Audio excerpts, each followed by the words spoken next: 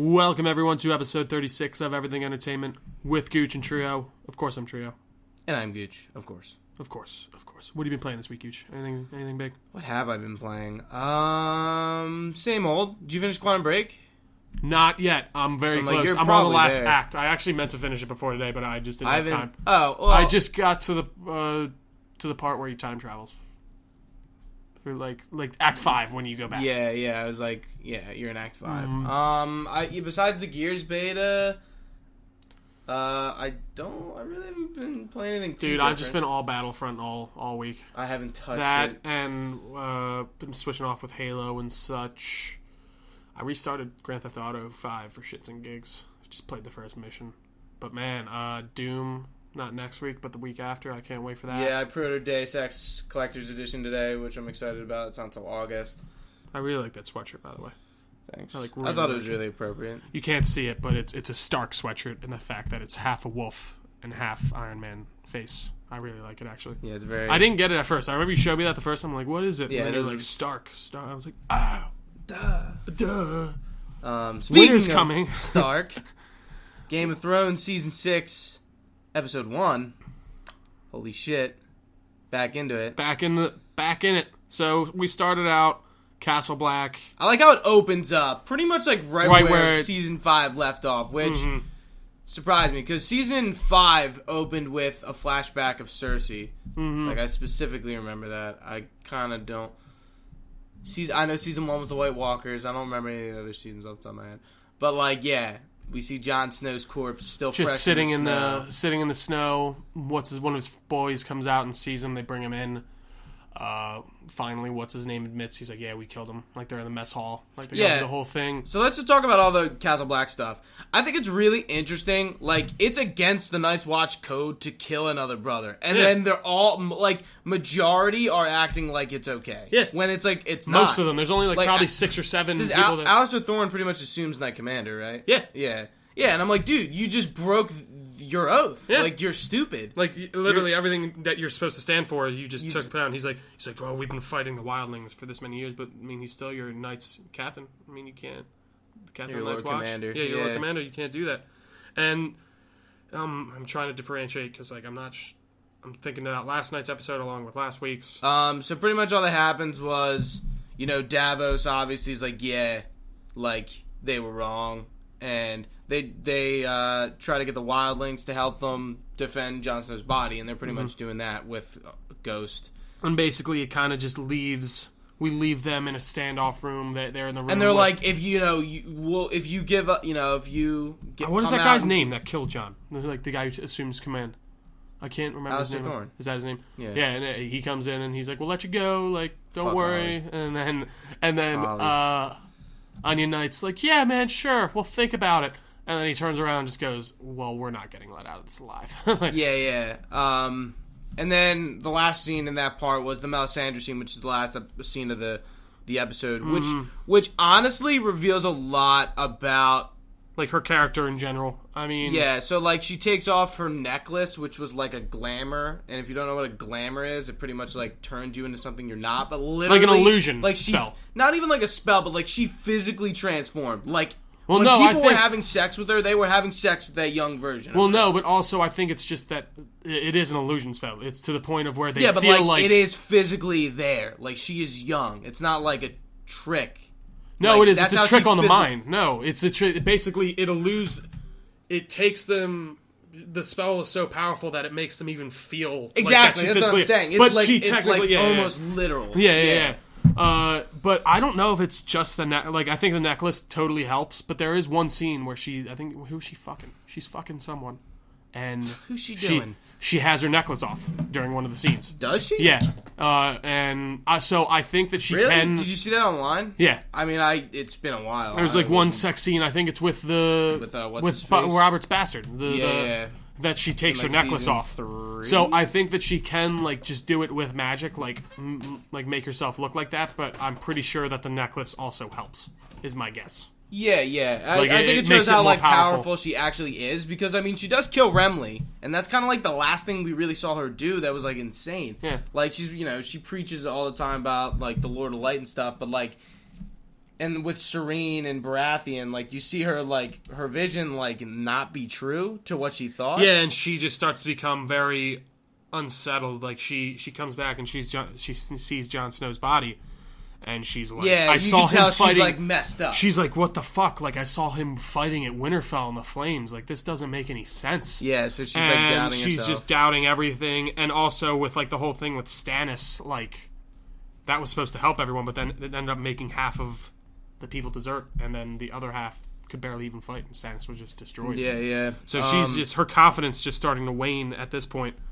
Moving on to Winterfell, Ramsay's obviously looking for Theon and Sansa, and finally they escaped. Well, one of their hunting parties eventually does show up to them, yeah, and catch up with them, but then Brienne and Pod come in, save them, save the day. Brienne, like, gives her loyalty to Sansa, and that was probably my favorite part. That of the was whole really episode. good. Like, that was a thread that Brienne is one of my favorite characters of the show. Easily. I really like her. That was a thread I've been waiting to see, like, tied up for a while. That's been like the whole point of her. Since she came in. Yeah. And it was just a really, like, awesome, badass scene. And it was just cool because, like, Pod kind of had to give her, like, what she had to say. Like, I don't know. I liked the whole way. She was so, like, just like, oh just my like God. she didn't even know what to say. It was a cool scene. I really enjoyed it.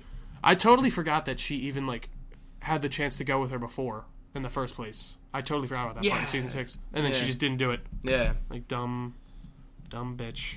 So, yeah, you got Ramsay and such back at Winterfell searching. That's pretty much all that happens there. Yeah, what's his name's son, or what's his name's due soon, their baby, the Boltons. Yeah. That's really about it. Then with Daenerys, we have the Dothraki stuff going on, which So, is pretty short. There's literally like a scene. A scene. Yeah. And pretty much another Cal has captured her, and they pretty much treat her like shit. It's pretty much like season 1 again. Where until she reveals that she was Khal Drogo's wife. Yeah, and then that Cal respects that fact. She's like, they're like, no one's touching her. Like, I knew and then Khal they have to Drogo. bring her to this place where all the dead Cal's wives go. Yeah, the widows of the Khals. And she's like, fuck. One thing that's really annoying me so far is, like, Daenerys' story has really not gone anywhere. It's still, like, lolling over in Essos. I'm like, can we just get to Westeros? I think it's going to, at least halfway through the season, I think, she's going to start making the transition. And the ships get burned in, we see in... Marine. Yeah, if we transition over there, Varys, Tyrion, are trying to, like, hold shit down, and, like, you can see, like, the Lord of Light religion is in there, and like, yeah, they're losing control. It's pretty obvious, which is kind of, it's just like, it's like all Daenerys is doing is, like, causing more trouble, and then, like, not even causing more trouble, but, like, nothing she's doing is working. It's like sticking. Yeah, especially because you even hear them talking, like, all the Slavers Bay and everything is back with the slavers, like. Even at the end of the last season, like, you hear them talking, like, how basically they're losing all their strongholds. Yeah. Like, all the slavers are just taking it back. And I agree. I think that her story needs to hit a stride somewhere. I think at one point she's going to be back. And I think that's the weakest part of the show, to be honest. now. Like, I like Daenerys. I don't hate her, but, like... No, I agree. There's always a bunch of nothing going on. They need to take her somewhere. Or else it's just... It's not going to work. Like, not even not going to work, but it's going to get boring. And I think that shit's going to really hit the fan. I have a theory about how she's going to get out of all that, but I can't talk about it until next week. Okay. Yeah. But we'll get more into fine. that. And then lastly, King's Landing and Dorne. What happened when Dorne... I think that's right. I totally forgot about that. Lord of... What's his Lord name? Martell gets killed by his wife. Or no, that's his not sister. Martell. Yeah. You're not thinking for Dorne? Yeah, his last name's Martell. Their last names are Martell too? Yeah, because Oberyn Martell is his brother. Oh, that's right. Yeah. Shit. So Dorne, he gets killed by his wife, and she's trying to, like, assume power. And no, there wasn't. I thought it was his sister. Sister is his wife. It was his sister-in-law. Yes, because it's it's Oberyn's wife. Mm-hmm. Yeah. So she kills him because she thinks he's weak. And is doing nothing. And, like, everyone else seems to think so, except his loyal guard. Like, the guards just let it happen. And they kill Trystane, who was going to marry Marcella. Which is, like... I get when she was raped and stuff, like by the mountain and everything, like their sister or whatever. But the whole thing with the Viper, he was killed trial by combat. Totally cool. They have no reason to be angry about that. That just makes me angry. I totally get why. It's not him. Yeah. And then in King's Landing, they're gonna, bury Marcella, and Cersei's even more pissed. But yeah, it was good. It was a good opener. It was. I mean, definitely. It wasn't anything crazy. Except that end scene was pretty nuts. That was. You see Melisandre, she looks to be hundreds upon hundreds of years old, and she's just ruins every naked scene for her ever now. It's like you can't unsee that. Yep. What you just saw. And it was honestly good because, I feel like she's been the character that's been naked so much. Yeah. That I feel they have toned a lot of sex down, though, recently. She has been nude a few times, and, that's kind of it. No. Season 1 was fucking, brutal with the But, it's funny just because she's always naked, and I feel like this is their way of being well, haha. Look at her now. It's oh, Jesus. Mm-hmm. All right. Good episode. Was very solid. Episode 2 was even better. We can talk about that next week. God. I know, but Gucci's making me wait. Yeah, I'm making you wait. So, next up, we got a new X-Men trailer, which is still more of the same stuff. Nothing too crazy different. We do get 2 scenes that I thought were of interest. One, we see Wolverine, finally. What we believe to be Wolverine. I mean, I think it's Wolverine. But no, the way I think it is too, but, I don't think it's exactly Wolverine, because the way that what's his name put it, Bryan Singer, he's like, well, everything's not as it seems or something. I don't know. Clones, it could be weird. I would love to see them introduce X-12 somehow, but I feel like that's just going to be X-12. That's who I think is going to replace Wolverine. I think so too. Make the most sense. And then the other thing was the fact that they talked about Quicksilver, Magneto being Quicksilver's dad, which I thought was kind of weird. Yeah, I feel like that should have been something that should have been. It was such a very jokey thing for the trailer. He's my they dad. cracked a joke. It's I agree. I felt like that should have been something that I would have liked to just, even though I knew that, to be shown in the movie, and how does he figure that out and stuff? I can't. Should be pretty interesting movie. I mean, nothing too crazy. You see Wolverine. Besides that, it's mostly the same stuff. Yeah. Really, nothing crazy different. Anyways, moving on to some other Marvel news. Apparently, Robert Downey Jr. is open to an Iron Man 4. He said in some interview somewhere. I don't really think I'd be down for it. But then again, after 3, I really don't think we need another Iron Man. I don't either. He's becoming more of the Nick Fury figure again. Now, you see him showing up in all these different movies. He's in Captain America. He's going to be in Spider-Man. He's going to be in a bunch of different things. I think he's just going to be that connecting thread throughout a lot of the movies now, as Nick Fury was. Yeah, I really... But also because I also feel like Chris Evans' Captain America is going to kind of turn to that too. Who knows? He might even become the director of S.H.I.E.L.D. at some point, and then that's when Bucky takes up the shield or whatever. But yeah, I don't know what they could do with the 4th Iron Man. I'd be fine with not seeing one. Yeah, exactly. Anyways, moving on to some more Marvel stuff. Nathan Fillion's role in Guardians of the Galaxy has been confirmed. Guardians of the Galaxy 2. What is it exactly? Yeah, so Nathan Fillion is playing Simon Williams, who's also known as Wonder Man. Right? Yeah. I don't really know much about him. I don't or either. If he's even in Guardian stuff. I know he's in Guardians 1. He plays one of the creatures at some point. Nathan Fillion? Yeah. No. Wait, what? Yeah, he's one of the creatures in Guardians of the Galaxy 1. He does a cameo in the first one too. Does he? Yeah. I don't know exactly where, but people have told me. It's not like... It's not noticeable. But in this one, apparently, he's on a bunch of movie posters or something playing, but you don't see him as Wonder Man. So, and also another thing, Guardians of the Galaxy 2 apparently going to be on Earth at some point. Really? Yeah, because they're going to see these movie posters with him on it. They're going to be a movie theater. Yeah, true. Yeah, I don't really know much about Wonder Man at all. Me neither, to be honest. But that's fine. Yeah. I think, we still don't really know much about the Guardians plot anyway, to the point where you can talk about it. All we really know is it's going to be focused on, Quill trying to find his dad. Yeah, but that's really about it. Right. Moving on. We got a Civil War TV spot, and we got some new Spider-Man footage that I thought was worth talking about. So pretty much same kind of trailer shots we've been seeing, except that we see a new shot where Spider-Man comes in, is fighting the Winter Soldier. The Winter Soldier throws a punch, and Spider-Man fucking catches it. Yeah, and he's like, with his robotic arm, and then he makes like a snide comment. And he's like, "Oh my god, you got a robotic arm? That's cool shit," or something like that. And then there was also another one where like it's that part where he catches Cap's shield, and he's like, "Cap, nice to meet you," and he like salutes him. Yeah, and he talks in like a British accent for some reason. Yeah, I saw that too. I was like, is he talking in like? I mean, like I get it why, but at the same time, it's like it just confused me at first because I was like, wait, he's Captain America. I might. Yeah, dude. Oh, Civil War. I literally can't wait. Oh god, it's Thursday. T-minus 4 days. I know. 10 o'clock. 10:30. See that? I still got to pay you for that ticket. You do. I'll get you that on I totally Thursday. forgot. I'll get you that on Thursday. But yeah, that's about it for Spider-Man footage until we see the movie anyways. We'll give our full in-depth convo next week. Yeah, so next up, Captain Marvel may be in Avengers Infinity War? True, what's this about?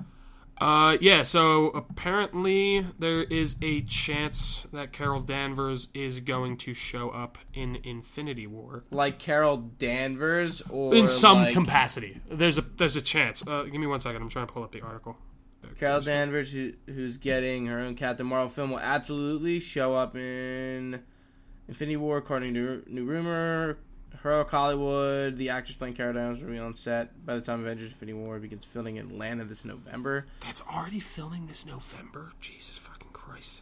Rumors line up with Marvel Studios President Kevin Feige's statement about cast announcements for Ms. Marvel before the end of the summer.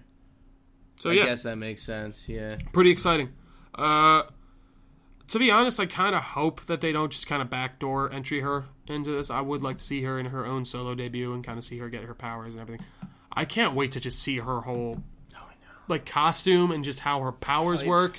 And like I think she's going to be probably one of the most different characters we're going to get in the MCU right now, besides Doctor Strange, of course. But yeah, I'm pumped. Yep. And I can't wait to see who plays her. Moving on. Agents of S.H.I.E.L.D. episode 18, season 3, Gooch. Yeah. What's going down? So, pretty much all that's going on this episode is Hive is trying to build his Inhuman army. We pretty much find out, he's controlling Daisy.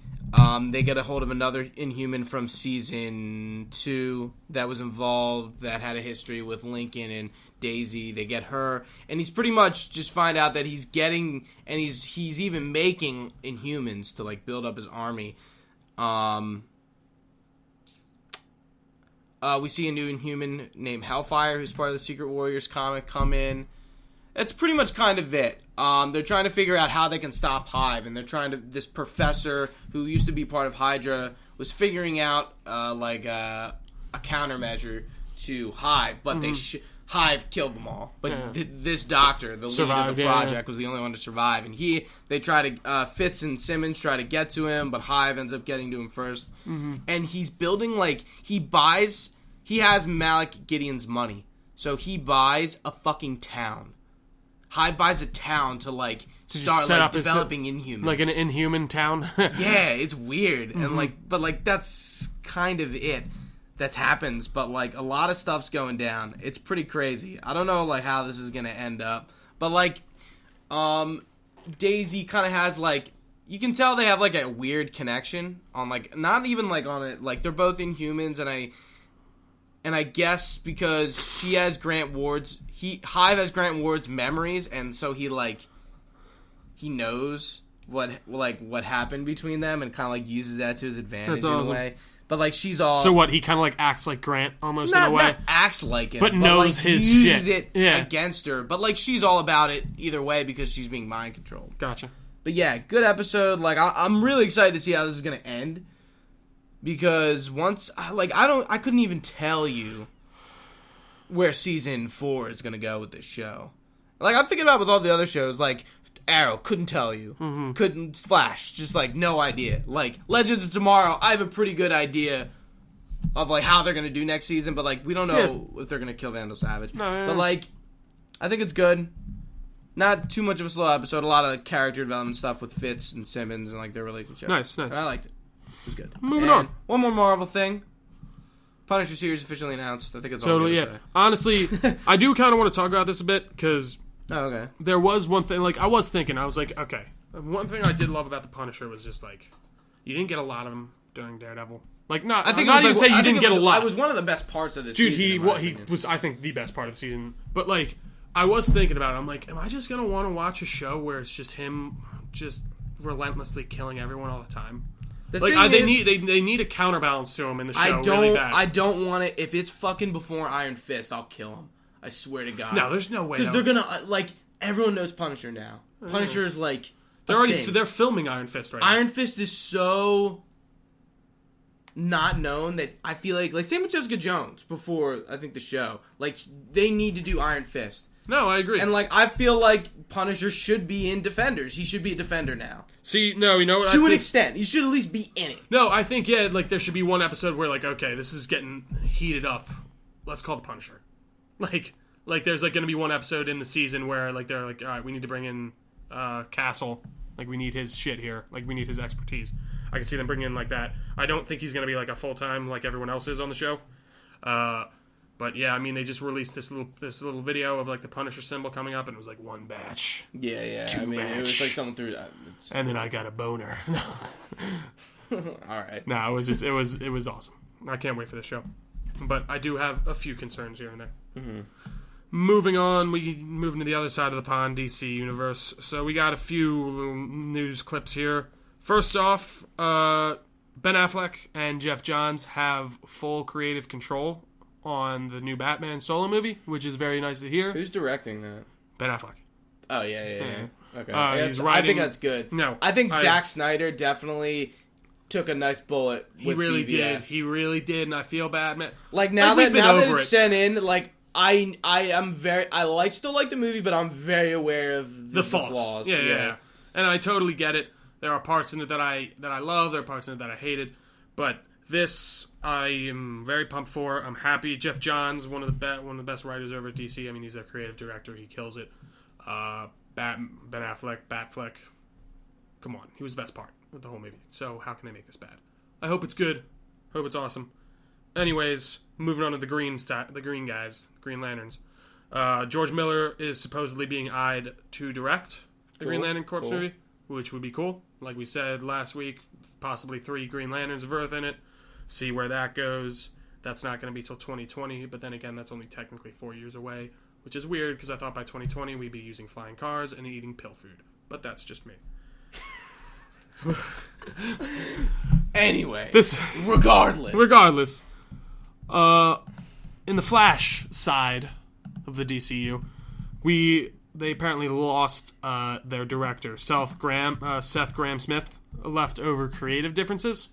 Which I mean, I don't think is a big deal. It happens from at this point. I think that you think that's that big of a deal? Not that it's that big of a deal, but like, I mean, look at Ant-Man.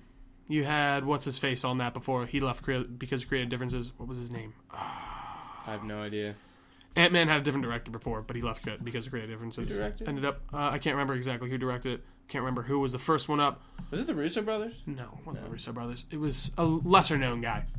But it was some director first. It was like an up-and-comer guy, but he left because of creative differences. Honestly, I don't think that's that big a deal. All I'm afraid of with the Flash movie is that I do not want to see a repeat of Flash Season 1 on the big screen. That's what's scary. What else are they going to do?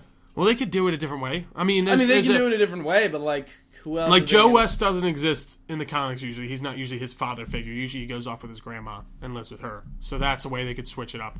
Iris West, I'm thinking they're going to cast as White.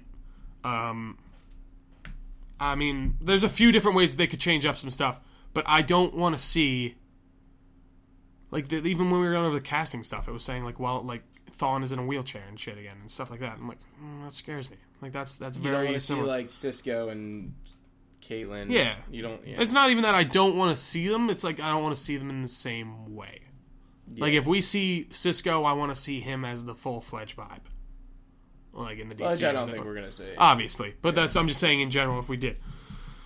Moving on, this was a rumor, but I actually saw it to be debunked earlier today. I meant to put it in here. So, apparently, James Wan was supposedly thinking about leaving Aquaman, but then he posted this picture online, and was like, and it's him just with it behind with a gigantic picture of Aquaman, and that's it. And I think that's him just saying like, sorry about that. No, you keep your phone. I think that's just him saying like, no, I'm still in this to win this, and that's a movie I can't wait for either. TV time. TV time. So we didn't have Gotham this week, which is fine. Or Supergirl, but that's because that's just ended. Yeah. Thanks, Trey. You're welcome. Thought I'd fill you in there. Flash.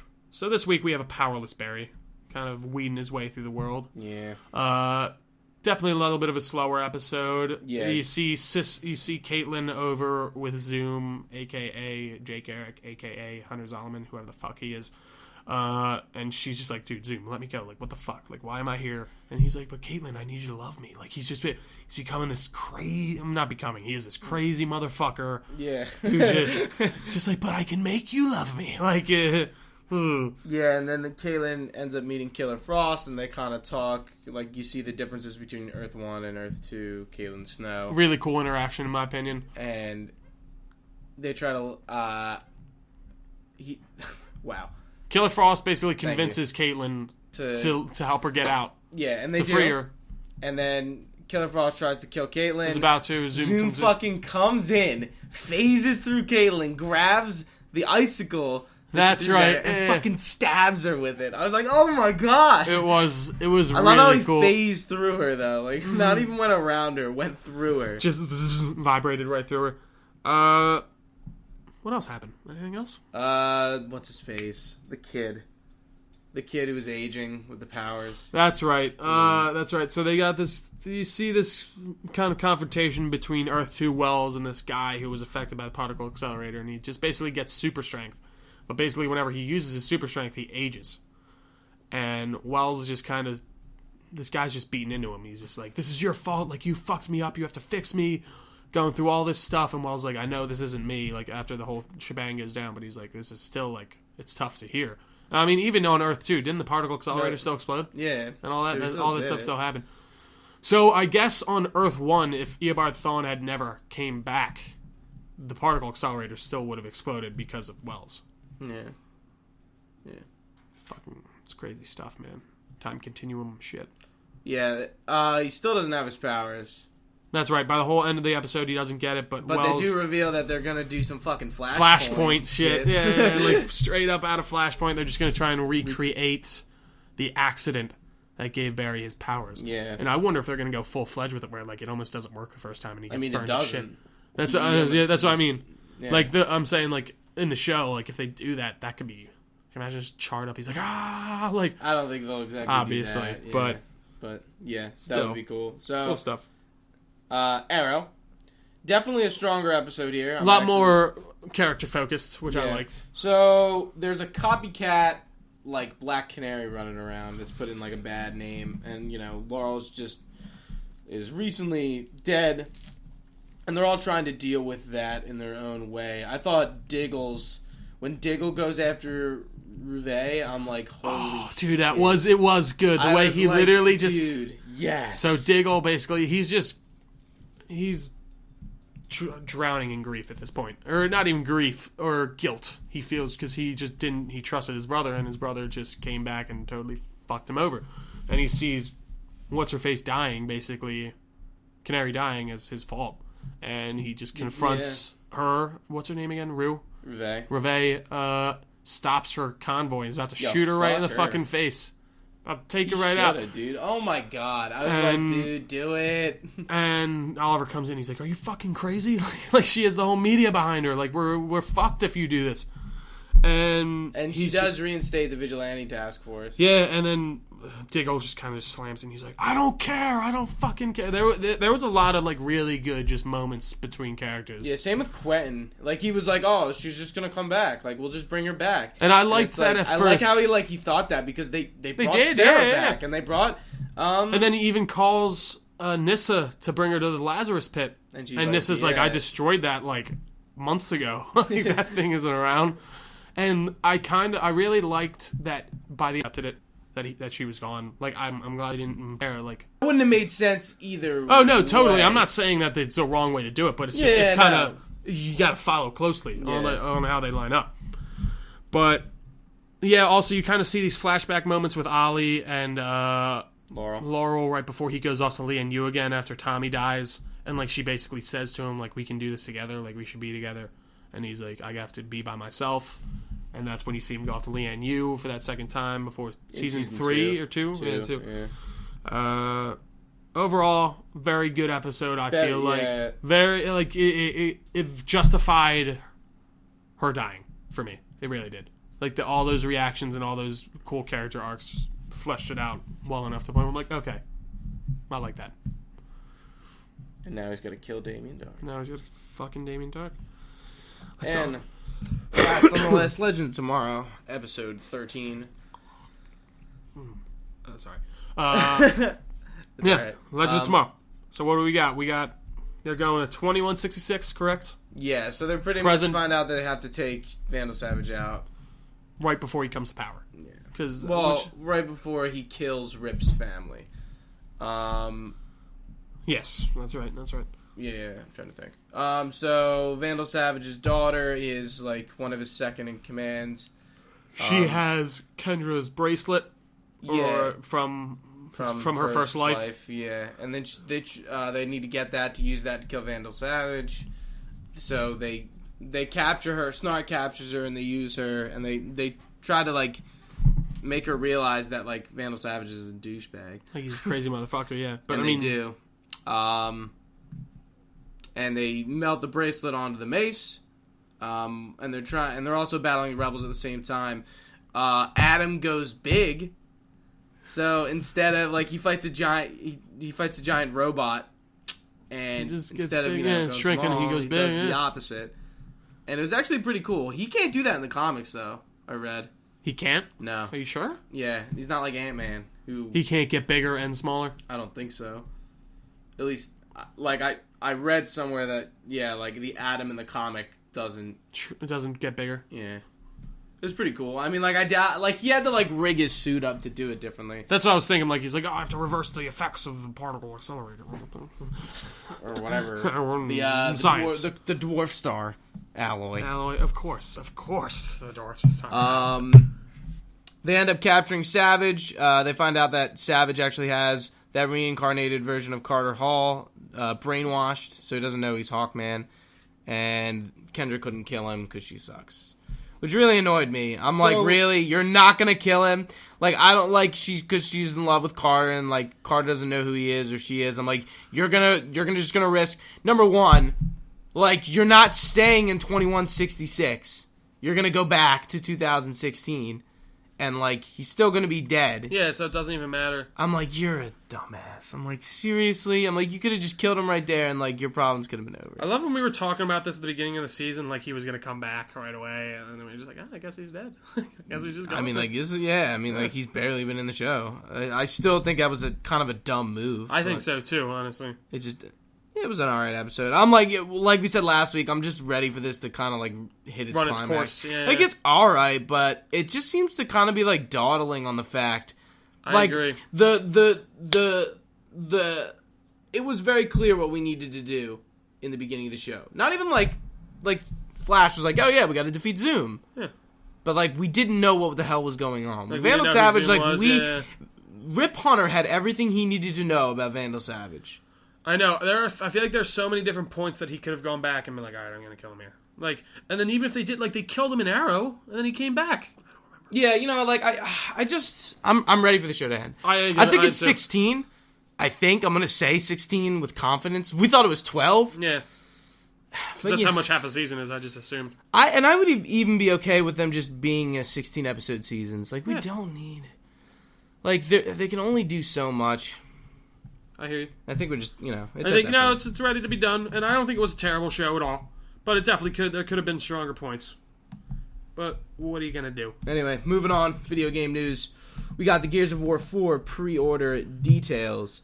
So we got a few different editions up, which is cool. Standard edition comes with the game and exclusive pre-order stuff, which I won't get into. Just skins and things for different characters. Then we have the Ultimate Edition. You get 4-day early access to the game. Isn't that crazy? How do you have 4-day early? Do you get like a code? So, Gears of War Ultimate Edition is your gateway to early access to the game, allowing you to play the game from Friday, October 7th, 4 days before the release of the game. This applies to both physical and digital editions of the game. I guess they give you a code to download the game. Yeah. Like, why not? Yeah. You get the Season Pass. And, this is a... And how much is this one? I'm going to tell you in a sec. I'm going to look it up and talk at the same time. So the Season Pass stuff, which is... You get skins and shit right off the bat for people. And then there's all of our post-launch... Whoa. Ooh. Oh, wait. Okay. So they're going to have 24 additional maps, 2 per month for a year in the Season Pass. That's pretty cool. That's what, like, Halo's doing, but you got to pay for it. Exclusive developer playlist where new maps and modes are featured. Oh, so it's like you get into betas. Like a Forge-ish type No, you get into beta modes before they release it to the public. And some packs for in-game. You also get a steelbook case. And let me look how much this is. That is $100. And then the big edition, the collector's edition, which comes with a picture of statue of JD on a bike, which is alright. Dude, that actually looks sick. I'm not getting it, but it looks pretty cool. You get a frag grenade keychain, a lithograph, and the box is pretty cool. And then you get everything from the Ultimate Edition, and I think that's $150. Yeah, I'm probably gonna skip out on it. I'm like, it looks cool, but is what it is. And then exclusive pre-order bonuses. You're gonna unlock a bunch of characters for the Ultimate Edition of Gears 1. And that's it. Nice. Seems like cool stuff. I'm definitely gonna when's the release date? October 30th? Right? 17th? Is it 17th? Is it early? I couldn't remember if it's early or 11th. 11th. Yeah, 11th. Yeah. Nice. Well, look out for that. Moving on. So I guess we got some Walking Dead season 3. Oh. It's for the video game. That makes sense. It's like what? Yeah, dude. Oh my god. So Kirkman was talking about season 3, and they pretty much talked about one. Clementine will be in it, and the fact that the story of season 3 is going to be literally where they are in the comics now. So Clementine is going to be older, which is sick. So does Clementine exist in the comics too? She's in the comic universe, yeah. Okay. And he even said they will be closer to the point where they are in the comics now. And I'm like, oh my god, are you saying what I fucking think you're saying? What is that? Why else would he say that unless is Clementine gonna meet Rick or meet more comic characters? That would be awesome. That would be fucking righteous. Righteous. I'd be so fucking into that. I thought about that. I'm like, oh my god. The things they could that do. would be sick. I like how they're it's not just continuing right off. Yeah. Where season 3 left off. Season 2 is... Where did season 3 left off? Or season 2? Clementine is alone pretty much. And she either... You can pick a few places to go. But she ends up being alone at the end with a baby. Did she have a baby? No. Someone else's baby. Okay. But they died. Everyone's dead. You can either leave, you can either be with one character, 2 different characters. I'm not gonna go into it, but you can either leave them. One of them you're alone in general. One, you either go it's either you leave with the character and you stay with them, or you go with the character and you leave the character based on something that happens. But either way, Clementine is either in a shitty place or a good place, one or the other. Okay. But yeah, she, I'm interested to see if they age the character, which it looks like they're gonna, and if it ties into the comics, which I'm not caught up on. Is she in the comics? Actually in the comics at all? But that's the universe that takes place in. Yeah. So that's cool. All right. Awesome. All right, so we got some Call of Duty rumors. This is the first time we've actually ever talked about Call of Duty. I think it is. Yeah. So there was someone put up on some website, I can't remember exactly where, a listing for Call of Duty Infinite Warfare, and with a Modern Warfare remaster attached to it. So this was all leaked out, immediately taken down. As of right now, we kind of do know what's going on. I mean, this was thought to be true to begin with. Yeah, Infinite Warfare is happening. That is the next title for the Call of Duty. Modern Warfare Remaster is apparently happening too, but like, there's no details on either of them too much. Yep. And we actually did get a little teaser here for it. It was called "We Are Your Enemy." Basically, it's this guy talking into a camera. He's saying, they look like they were like private military companies or something. And he's like, "We are some kind of force, and we are your enemy. We will come in. We will destroy you." Like, he goes on this cool rant, and I'm not gonna lie, I got pretty pumped. I was like, "Oh my god!" Yeah, I watched it. I actually pulled up Facebook when they like had it on like a loop on their Facebook. And dude, it looks interesting, man. It's supposed to be very, very futuristically set. Not like, what was the other one? Advanced Warfare was kind of semi-futuristic, where this is like... It was getting there. This is like Mass Effect. Like, there's one... we won't... Yeah, I haven't seen the trailer yet. The trailer I purposely didn't watch it. The trailer was really cool, but we'll talk about that next week. Moving on. Nintendo news here. Apparently, Legends of Zelda has been delayed until 2017 and will launch on the NX. Which is the code name for their next console, which is probably still not going to get them out of the gutter because Nintendo sucks. Do you know how much money they're not in the gutter at all? Yeah, they are. Their stocks are 60% down. Do you know how much money they have in the bank? I know, but like they're millions upon millions. Huge. They're not. They're fine. They're not going to go. I'm not saying they're going to go away, but like they're such idiots. They're so stupid. I'm not saying this decision is dumb. Mm-hmm. I mean, we're gonna see a lot of Zelda at E3, and we're gonna get NX details at E3. That's a gimme. I kind of want an NX. I'm not gonna lie, I really do. I want to see. But what is the NX? Is it gonna be an exclusive Wii thing like they've done? Like the only apparently it's supposed to be a totally separate, totally new. It's their next generation console. Like it's brand new. It's not connected to the Wii. Is it gonna be able to compete with Xbox and PS4? Apparently, it's supposed to be better graphics, all the same, if not the same, if not better graphics and such like that. Like it's supposed to be on the level of the consoles that we have today. As far as I read. That's what the specs. I doubt. Because I doubt it. I don't. Multiple, like, very solid sources have said that. Like, that has all the latest there chips. have been a lot of leaks allowed. But I don't think it's going to be able to hold up.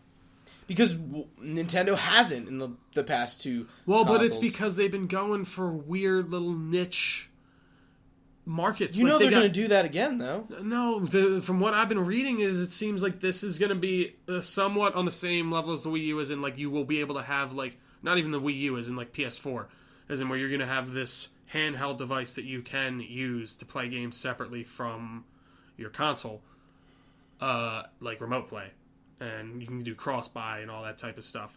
I am very excited to see what Nintendo does. I miss playing, like, Mario Kart and Mario Party. Nintendo consoles are my favorite consoles to play video games with people with. If that makes sense. I mean, I feel like they have a lot more party-based games that are just fun. Like Mario Kart, you bring anyone over, even if they don't really like video games that much, like that's still fun to them. Like, yeah, I can't wait to get a Nintendo console that's on the same tier as an Xbox One or a PS4 and get some fucking cool games. Like, I can't wait to play a new Zelda. I played Twilight Princess. I remember playing that on my GameCube. One of my favorite games I've ever played. I want them to do good. I want them to figure it out. They're gonna, to be honest. I just think they've put themselves in such a hole since Wii. Wii U was the biggest flop. Well, but it's funny because like it's like the 3DS does better than the friggin' Wii U. The original Wii sold so well in the beginning. Yeah, in the beginning because it was just this new thing, and I hope that they do something right here. And from what they've been saying, I think they are. The new Zelda will probably be really good and people will like it. But like, and then after that comes out, nothing will fucking come out. And then like, because like, what do you hear coming out for the Wii U that people? But the thing is, dude, as soon as all the developers that develop your Mario parties and all those kind of stuff, all their main first party developers, they've been silent for the past 5 years. They haven't made like any besides like No, Zelda. besides like Smash. So dude, that they've tells made, me nothing. that they are working on it. That like one thing Nintendo does when they're putting out a new console, they shut down production on any type of new games or anything for that console. I think that there's going to be a lot of stuff coming out with this NX when they announce it, because one, they need it to have a lot of stuff. Yeah, and of course. two, it's just mean. And in my opinion, for this, seeing is fucking believing when it comes to Nintendo. Fair enough, and I agree with that. We'll see how it goes. I hope it works out well, but we won't know until we know, as they say. Yeah. Moving on, Michonne. So I finished The Walking Dead Michonne. Just wanted to give up some thoughts. It was a 3-part series, and it takes place apparently in a point where Michonne leaves Rick's group, and it's just like a solo story. It was pretty Overall, good, bad? It was overall good. For a Telltale game, the combat was a little more nitty and gritty and cool compared to what it usually is. Maybe on like a Game of Thrones level, but a little more stylish, I guess. It's kind of hard to explain. Was it more action-oriented? Like, did you actually do stuff less like point and click? No, I mean, I think like the action was buttons. just better. The scenes were like better, well done compared to what they've been. The plot of the game is all right. Again, I don't know why they did this. I don't really see a reason why they did it. I mean, it was good. It was okay. It was cool. It was a nice psychological twist because on like Michonne's character as she struggles with like the death of her family, because like in the comics, same thing as in the show, her family, like her kids leave with her husband and like she never sees him again. Like that's what happens, and like she never figures out what happened to them. Assuming they're dead. But yeah, it was alright. I liked how they did the psychological story with Michonne.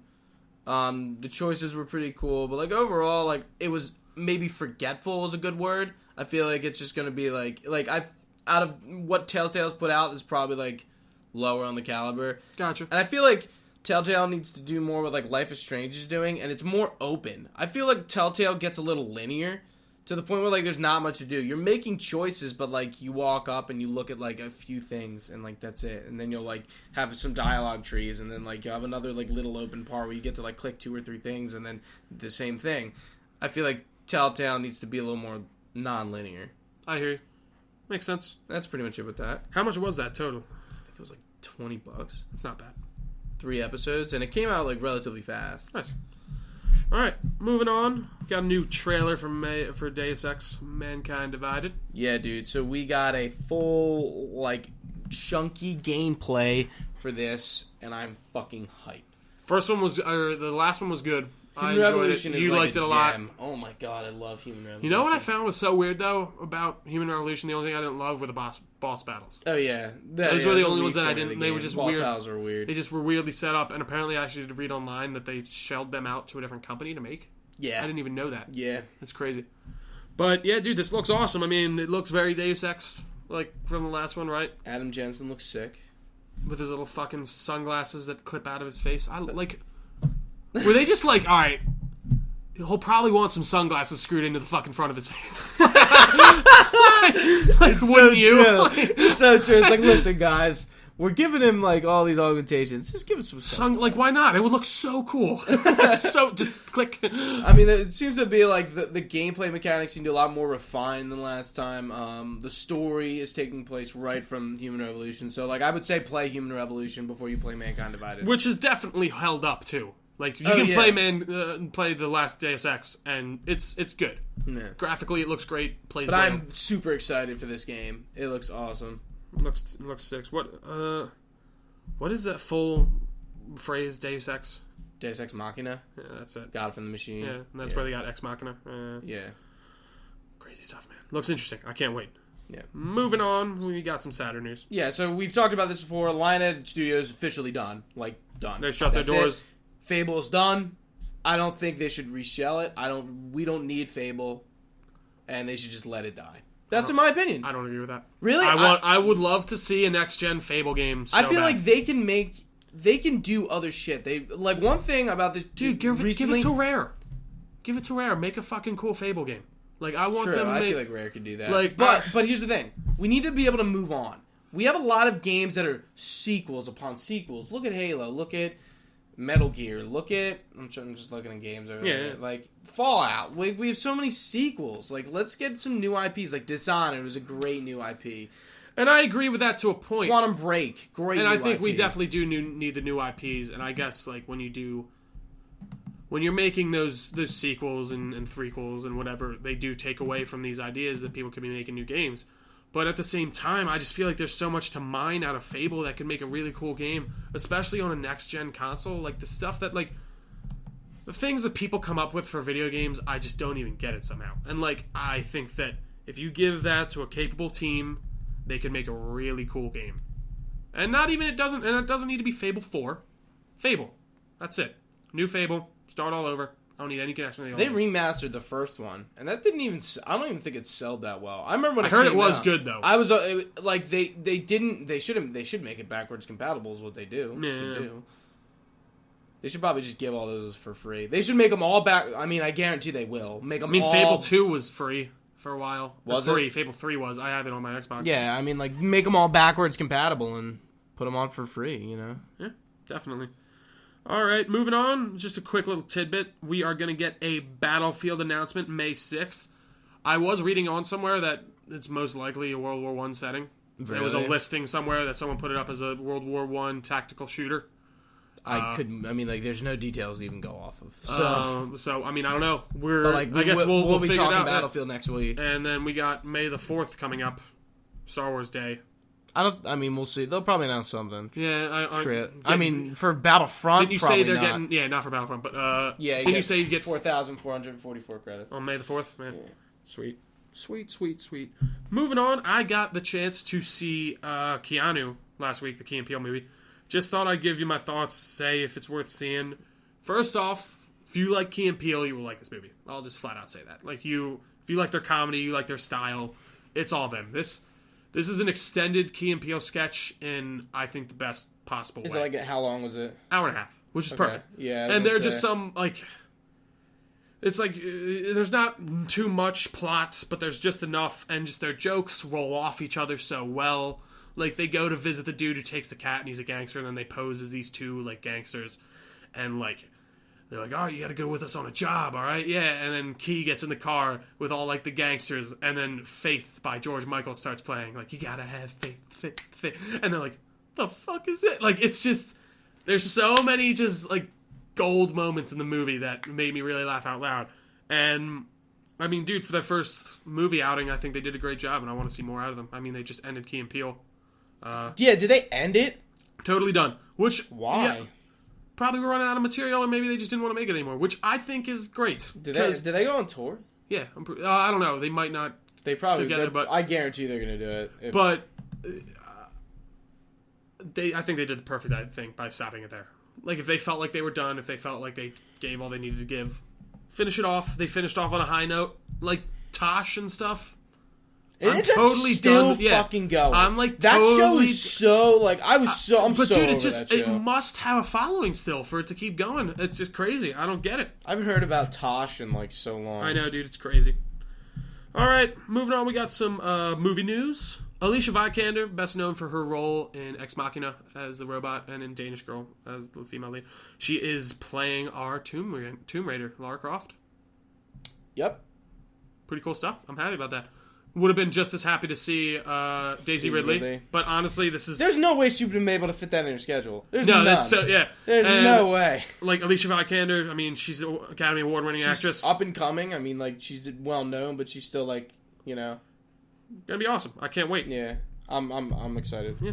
Moving on. And our last topic of the day, some Star Wars news. Matt Mikkelsen revealed his role in Rogue One, accidentally during a interview, and he pretty much said that he's going to be playing Jin's father, which in my opinion isn't a spoiler because we don't know who he is. Yeah. Like we could have like guessed that.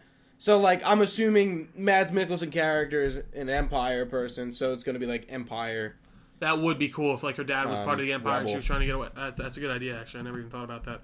I want to see him in one of those white capes. That guy, I don't know who he is, but in the trailer when he's just walking through the water with his cape and everything, I was like, that's so badass. I think it's Mads Mikkelsen. I would assume. No, I don't think it was. It was. Oh no, it's another the dude. Yeah, it's the dude from. Remember the guy from Dark Knight Rises, the businessman that Bane tries to trick, and he's like, "Oh, you do not." And he snaps his neck. Yeah, that dude. And that about does it for us today here at Everything Entertainment. You can always find us on Facebook. Yes. Just search our name, Everything Entertainment with Gooch and Trio. Obviously, we're on Facebook, Twitter, all that good stuff. I'm probably going to be putting out an article on Keanu. On Cap next week. Oh, yeah. So we'll be talking about that maybe next even week. a review or just something cool. I want to do something for it. So cool. be on the lookout for that. Probably post it to the Facebook page. And I've been Trio. I've been Goose. Thank you for listening, guys, and have a good day.